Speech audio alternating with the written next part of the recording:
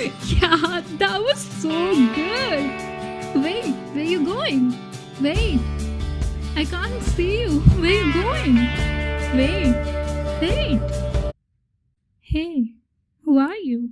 And then suddenly one day you have your once in a while argument and never talk again. And yes, that's when your shared laughter, pain, drama, plans ended.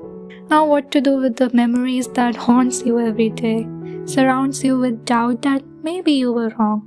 What if you didn't told this? Would our friendship be saved? Should I talk to her? Would it be like before?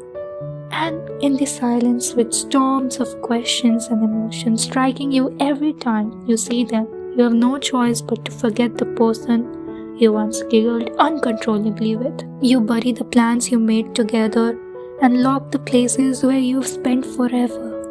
Change the meaning of the song which reminded you of her. Learn to walk alone and constantly reminded yourself you don't care.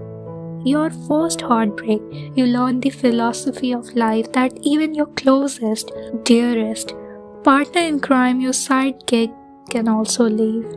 We've seen this in movies, but this time it was the reality. It's like reinventing yourself, your values, your life with just by yourself and not with the person you thought was gonna be with you forever.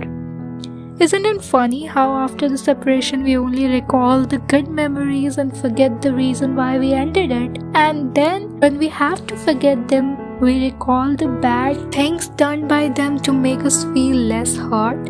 It's because we want to be with the person, but when the behavior changes a bit too much and we are the only one holding on to the tie, then we should leave and burn the memories of every person, every place, every situation that no longer serves the same emotion in the present.